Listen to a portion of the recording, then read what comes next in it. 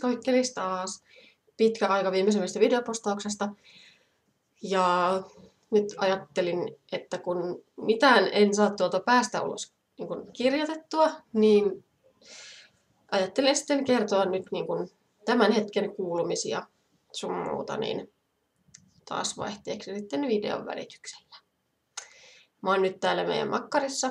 Markus pelaa mun pikkuveljen kanssa Pleikkarin 4 Destiny-nimistä peliä.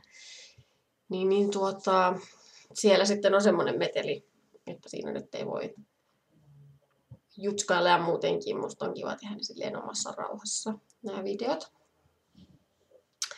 Niihin kuulumisiin. Uni on ihan sairaan huonoa. Mä oon koko ajan ihan hirveen väsynyt. Siis mä saan unta joskus, mitäs mä tän sanoisin? Tai siis mitä mä sanoisin? 2–4 aikaan yöllä aamuyöstä tulee vasta uni. Ja sittenhän tietysti luonnollisesti se menee siihen, että nukkuu sit pitkälle iltapäivään. Ja mä oon nyt tehnyt että mä oon nyt monenakin päivänä tai aamuna herännyt ihan aikaisin. Ja nyt kun mä olin viime viikolla mun kaverin luona Yökylässä, niin siellä nousin sitten aikaisin. Mutta se uni ei siitä huolimatta tuossa aiemmin. Se ei vaan tule, että väsyttää, mutta ei niin nukuta. Ja se on nyt ollut tässä ongelmana pitkään ja on edelleen, että sen kanssa tässä taistellaan, väsymystä vastaan taistellaan siis ihan urakalla. Näin. Että sen kanssa painiskellaan. Mietin, että mitä tässä teen.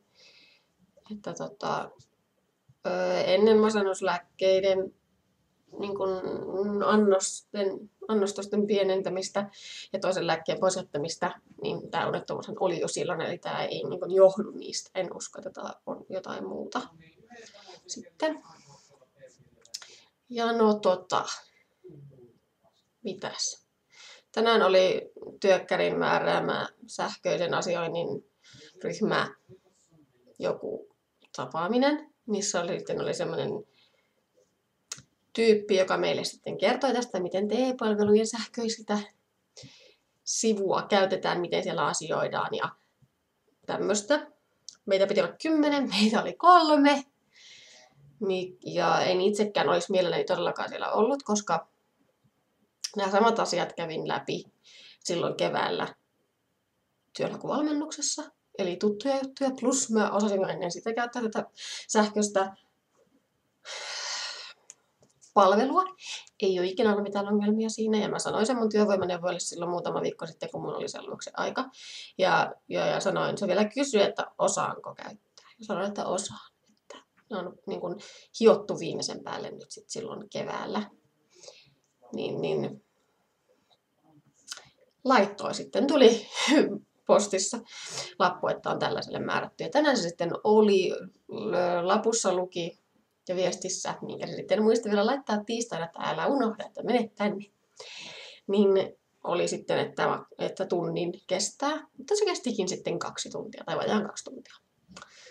Ja näitä on tosiaan 3 siellä ja 2 lukion vasta päättänyttä ja sain taas tuntea itseni hyvin vanhaksi ja sellaiseksi.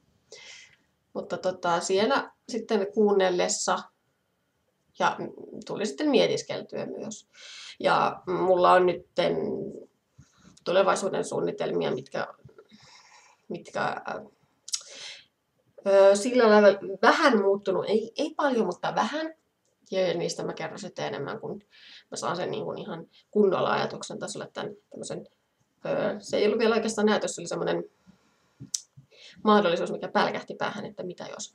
Niin kerron sitä enemmän sitten, kun itsekin tiedän sitä enemmän sitten meni se siteen tai saveen, mutta että siinä suhteen siellä tuli semmoinen pieni valaistuminen, mitä en olisi uskonut, joten hyvä, että menin. Vaikka siitä huolimatta se itse asia ja sisältö siellä oli aivan turha käydä kuuntelemassa, että varmaan kohta voisin nytkin opettaa noissa jutuissa, kun mä joudun tuolla sitä ramppaamaan. Niin semmoista. Hennille tuli nyt inttikavereita käymään viikonlopuksi, joten en sitä paljon näe. huomenna ehkä meidän tyttöjen kanssa juhlimaan sitten, siis Hennin ja sen kaverin kanssa. En tiedä vielä, riippuen siitä, miten jaksaa. Että nytkin on semmoinen, että tuntuu, että oli niin raskasta, siis oli 12 tämä työkkärijuttu, niin tuntuu kyllä niin hirveältä nostaa. Vilperi varsinkin, kun se on aina 6:30, kun se huutaa joskus aikaisemminkin.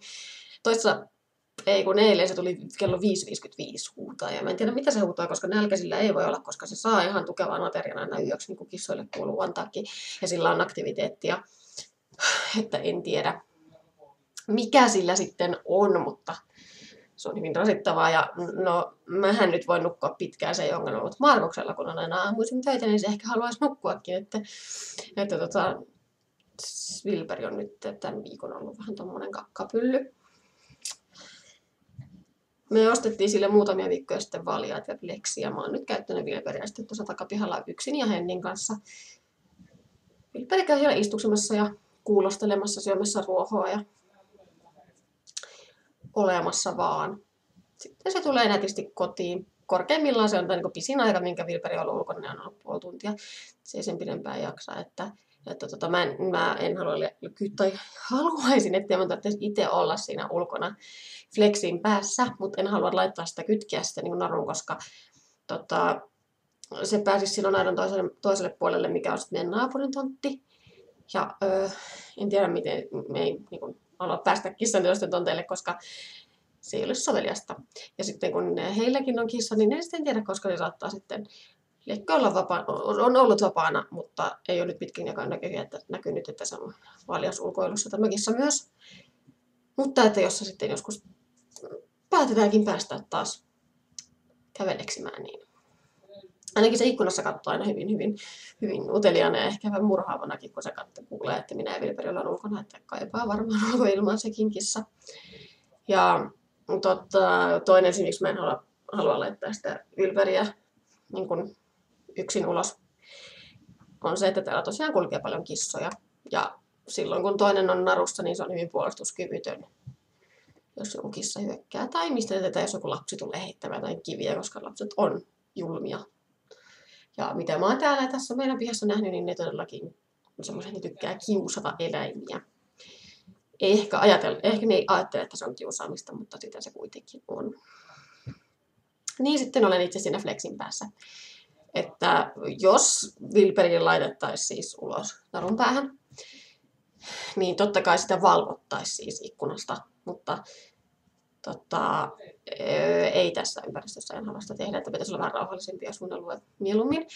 Tai siis tämä on rauhallinen, mutta kissalle tässä on kuitenkin vähän turhan paljon kaikenlaista meniä ja tulia ja kulkia ja ääntä ja tällaista aktiviteettia, semmoista, mikä niin kuin ei saa Vilperiä tuntemaan olonsa turvalliseksi. Tai eihän se kauan ulkona sitten viihdykään, aina joku sen säikäyttää sisälle. Ja semmosia Vilperin kannalta uutisia. Ja. No kuten näkyy, mun iho on aika hyvässä kunnossa. Itse asiassa tänään Markoskin siihen jo hätkähti, että onpa sulla sileät posket, kun ne oli niin kuin vajaa viikko sitten. Ihan hirveässä kunnossa tuo iho. Mä olin just kattonut itse asiassa vanhaa videoa. Olisiko se ollut vuoden takainen? Missä mulla oli ihan hirveässä kunnossa kasvot. Ja mä olin katsonut sitä ja Markuksella sanonut, että ajattele, että miten ne on niin ollut pahat. Ja sitten oliko se perjantai vai lauantaina ainakin oli tosi pahat ja niin kuin varsinkin saunan jälkeen. Ne oli ihan naamaturvannut ja niin kuin punainen ja auki. Ja nyt se on tässä kunnossa, siis se on ihan uskomatonta. Että mä oon rasvannut sitä ihan perusvoiteella, siis tuolla Seralan plussalla. Rasvaan päivittäin, muutaman kerran päivässä. Ja sitten silmäluomet, kun on semmoiset, jotka on niin kuin hirveänä tykkää. Et kun ne lähtee pahenee, niin ne kanssa sitten pahenee. Se ei ole mikään pieni paheneminen, vaan se todellakin pahenee. Että kun on kuivat silmät, niin silmiä kutittaa. Sitten sä teet näin silmiin, niin sitten ne on ihan auki ja kirvelee ja hiutaliaiset ja tällaista. Niin niihin on sitten laittanut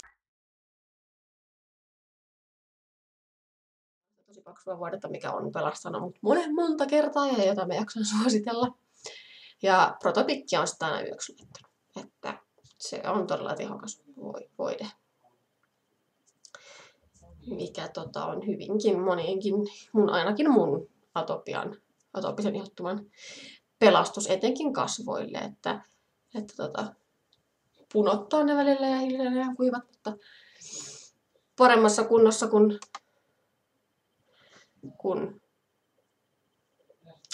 vaikka vuosi sitten. Kohta siitä on vuosi, kun mä kävin siellä ilmastokuntoutusmatkalla sopeutumisvalmennuskurssilla Kanarialla. Ja oikeastaan tuohon syyskuun puoliväliin asti kesti, että ei ollut mitään ongelmia. Että nyt pitäisi varmaan päästä uudestaan, että sitten olisi taas, että vuoden välein kun pääsisi niin tolleen Kanarialle, niin se pitäisi varmaan ihan tosi hyvänä, että se ei ole rahallisesti mahdollista, eikä niihin sopeutumisvalmennuskursseihinkaan pääse noin vaan. Jotkut pääsee monta kertaa, mutta mun iho ei ole nyt siinä kunnossa, että mua sinne otettaisiin, koska ei sitä nyt pidetä semmoisena ylläpitohoitona, vaan se on niin kuin nimenomaan, jos on niin kuin hyvin huonossa kunnossa iho. Mutta toisaalta taas, jos se sinne otetaan niin ylläpitohoitoon, niin se kerkee taas pahentua, että katsotaan, että mitä se sitten talven.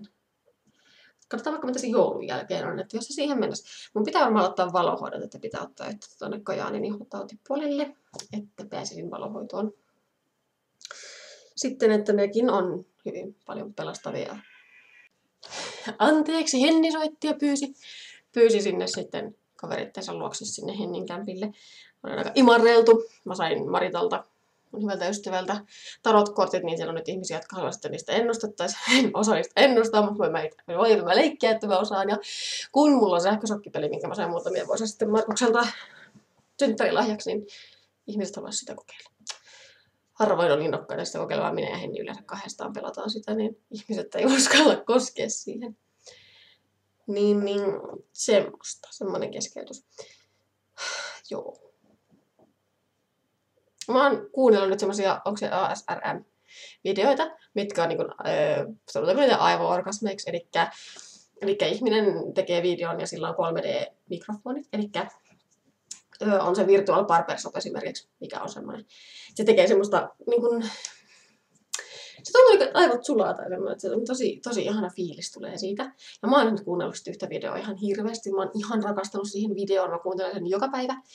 Ja etenkin varmaan, jos niin kun haluaa rauhoittua, niin se on tosi hyvä siihen. Ja mä oon miettinyt, että pitäisi kokeilla joskus siihen, että kun väsyttää, mutta ei nukuta, että kokeilisi, että auttaisiko se rentoutumaan sitten, että tulisi se uni aikaisemmin. Niin mä laitan sen tuohon.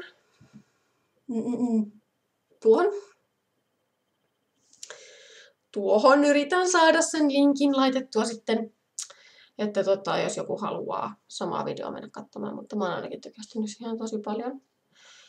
Että en nyt tiedä mistä tämä ajatus mieleeni juolahti, mutta juolahtipa kuitenkin. Meni pasmat ihan sekaisin tästä puhelusta, anteeksi. Mutta eipä tässä jotain kummempia itse asiassa, semmoiset on ne kuulumiset ja ne, mistä sitten ehkä toivon mukaan saan sitten asiat rullaamaan taas, niin katsotaan miltä näyttää. Nyt mun pitäisi itse asiassa tämän kuun aikana ottaa yhteyttä meidän onko se varhaiskasvatuksen tuolla, kai se jossain siellä on joku tyyppi, tai siis tiedän sen tyypin, se itse asiassa tuli jo silloin kerran opettamaan meidän matikkaa, kun mä olin 6.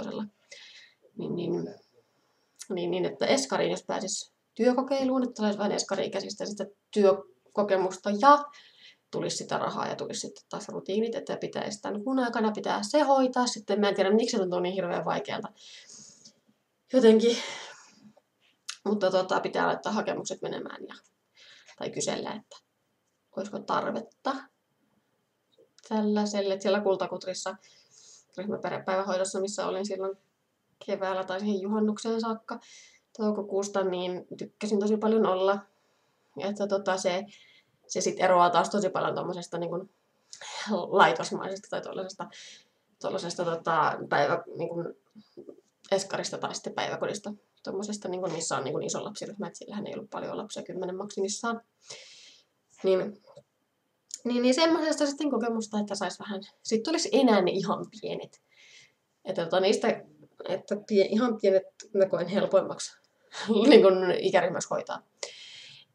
Ainakin niin kuin, veikkaan, että se on jotenkin helppoa hoitaa niin kuin töissä, työympäristössä, kun sä pääset vielä kotiin. Esimerkiksi kun just tosi paljon Emmin lapsia hoitanut ihan vauvasta asti, vastasyntyneestä asti, niin siis se pienen vauvan se mitä se pienen vauvan kanssa arki niin on, niin se on hirveän tuttua. Niin se ei voi olla niin paljon vaikeampaa sitten hoitaa ihan niin kuin jossain, missä on apukäsiäkin olemassa sillä lailla. Että niin, näin. Mä lähden tästä valmistautumaan pakkaamaan vähän kamoja ja sinne sitten syön jotain ja jätän Markuksen pelaamaan ja käsken sen antaa vaan ruuan Filberille.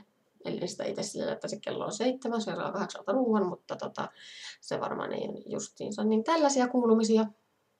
Ja voi olla, että innostun taas näistä videopostauksista, on niin helppo puhua sitten näistä asioista ja muustakin, että ehkä innostun tekemään jotain mielipidepostauksen tapaista sitten myös tällä tavalla.